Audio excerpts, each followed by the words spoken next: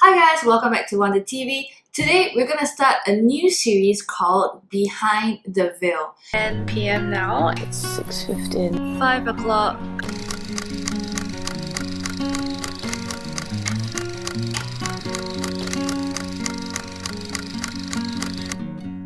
Basically, we're going to talk about everything that's got to do with wedding and wedding preparation. I'm going to try to get some vendors, wedding vendors, on this series so that we can kind of learn through the whole process of what's it like to really prepare for a wedding, and also what do wedding vendors bring to the table. So I don't know if you guys have been seeing a certain viral wedding album that has been circulating around Facebook and even traditional media. I don't want to talk too much about it, but if you're interested, just go Google bad wedding photos Singapore, and I'm pretty sure you can chance upon that article. Basically what happened was that this couple who was getting married, they did not get the kind of pictures that they wanted. The wedding photographer also came back and said he was only paid $350 for a 10-hour wedding, and that he kind of edited all the pictures and yada yada yada. Putting aside all the drama and the mayhem that happened, today I'm going to share with you 5 very simple tips on how to choose your wedding photographer slash videographer to avoid a situation like that. Now, the reason why I feel that photography or videography is very important is because when the wedding is over, that is the only thing you have left from your entire wedding. Years later, 5 years later, 10 years later, the things that you want to look back on or remember your wedding from is going to be your pictures. But your pictures are really the thing that you will keep using and you'll keep referencing to. So it's really important, and not just because I'm in the business that I'm telling you this.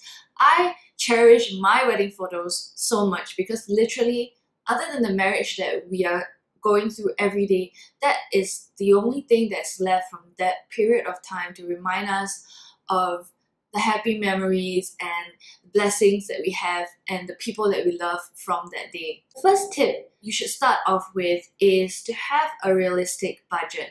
Now let me just explain to you how the pricing works in a wedding photography industry. So we have the lower tier photographers that are maybe like, about 1,000 plus. Those are usually people who have just started out, maybe they're 1 year into the business, or they don't have a lot of weddings in their bag. That is usually the price. And then you move on to the mid-range, maybe it's about $2,000 to $3,000.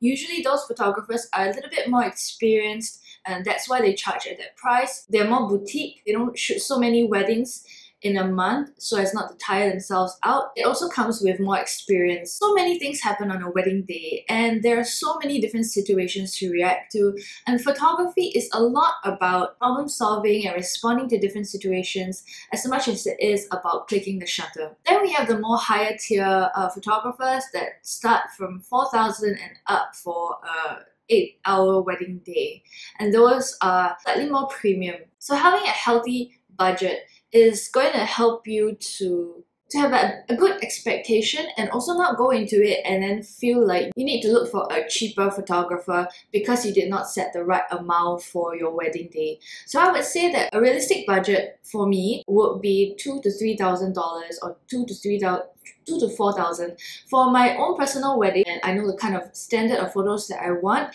and the type of photographers that I want. I actually set aside a $4,000 budget for an 8 to 10-hour wedding day. So of course, if your wedding day is a lot longer, you're going to spend more on the hours. Tip number 2 is to find out what do you like. We are exposed to so much photos these days, right? As you're collecting the kind of images that speak to you in terms of weddings, or question yourself and ask, why do you like these particular photos, or why do you seem to be attracted to this photographer's work or this type of images? Do you like the effect, post-processing? What are the people doing in the images? Are you attracted to that sort of natural look, or do you like very glamorous looking photos? Do you like natural looking photos? Now, my clients who come to me have a specific type of look that they like, which is also what I like. So then we find the right fit, and we are all happy because I like to shoot that kind of images and they like to receive that kind of images. So what people are drawn to my photos, they usually say like, oh, we like how it's very natural, it's not overly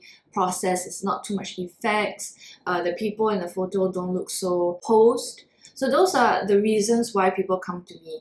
Maybe you like a more directed shot, you like more romantic, and you like white shots, you know, sunsets. So really know what you like, because every photographer is different, and just because we know how to use a camera doesn't mean we all want to capture the same kind of images. Yeah, so there was a case where a potential client came to me and they were talking about how they were considering another photographer, and I asked them like, what do you envision your wedding photos to be like?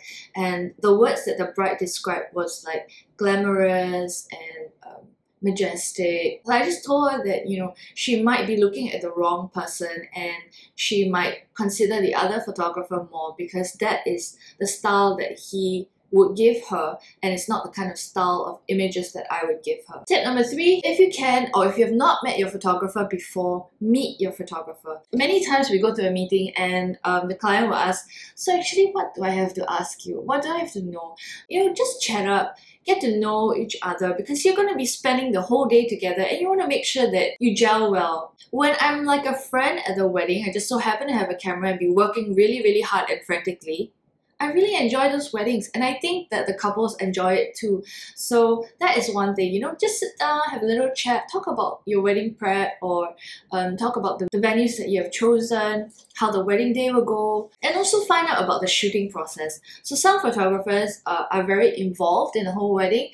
They like to direct, they like to tell the couples, you know, where they should stand, what they should do, and it's a very involved process. Now, some people like that because they like to have that kind of leadership or direction from the photographer or the videographer to tell them what to do, because they don't know what to do. Some people don't want to be disturbed during the wedding day. You know, they just want the photographer and videographer to capture whatever has been happening during that day and not interfere too much with the moment, or make them or take them out from their wedding to shoot certain things.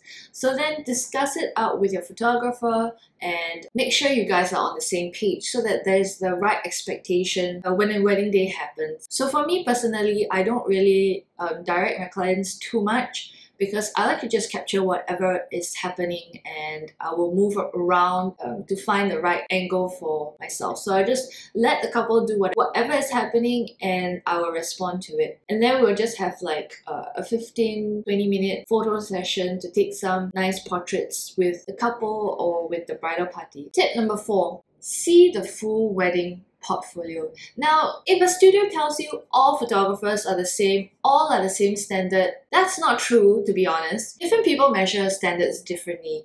And also, I personally believe that no two photographers are exactly the same, unless someone is copying each other. But photography is a very personal vision, and whatever you choose to capture is really down to your personal vision of what you think is important at a wedding day. Now, as fast as the shutter can move, if you are capturing 1 second from this spot, you are missing 10,000 over spots at somewhere else. So it's what the photographer chooses to capture and what they see as important. For example, if I had to miss a wedding gown shot, so like, you know, taking the wedding gown, taking a photo just of the wedding gown, versus the bride and her sister chatting and having a good laugh, I would choose the bride and the sister having a good laugh, and I would forsake the wedding gown. So if I don't have time to shoot a wedding gown, that is what I would forsake. Because to me, that is what I choose to value. I value the relationships and the interactions that happen during a wedding day. So see what your photographer is capturing, and also what the photographer is leaving out from the portfolio. If you don't really know, have a chat about it. You know what? Ask the photographer, what do you choose to photograph at a wedding? You know, what is important to you when you are choosing different moments at a wedding. Also look at the whole range of the portfolios. Get the photographer to show you from the beginning of the wedding right all the way to the end. You will be able to see how the photographer responds to different lighting situations and different venues and different events or activities that are happening. No two weddings are the same, so if it's possible, get the wedding photographer to show you 2 to 3 different types of weddings, you can't expect that particular portfolio or from that particular wedding to look exactly like your wedding, because it's different unless you're getting married at the exact same space. You know, your house looks exactly the same, your gown looks exactly the same, the timing is exactly the same. So there is a little bit of variations to what you see in the portfolio, but seeing multiple weddings helps you to get a sense of the standard, the rough standard of this photographer. The final tip that I have for you is to kind of look for referrals from your friends who have gotten married, talk to them, find out the experience of working with that photographer. And obviously, if they did not have a good experience, they will not recommend you their photographer. But if they did have a good experience, talk to them. Or you can read wedding websites like the Wedding Scoop. Of course, they are going to usually quote or show the more popular photographers, but usually those people who are mentioned there have a certain standard that they uphold to, so it's kind of safe. So these are my 5 tips on how to choose the right wedding photographer for your wedding day. I hope it helps, and if you know anyone who is getting married, share with them this video or share with them the tips, and we hope that you get the right photographer and you're happy with your wedding pictures. So that's all for today's first episode of Behind the Veil. I hope that it has been useful to you, and if you find it useful, give it a thumbs up so we know that we are going in the right direction. And also don't forget to subscribe so you don't ever miss a video.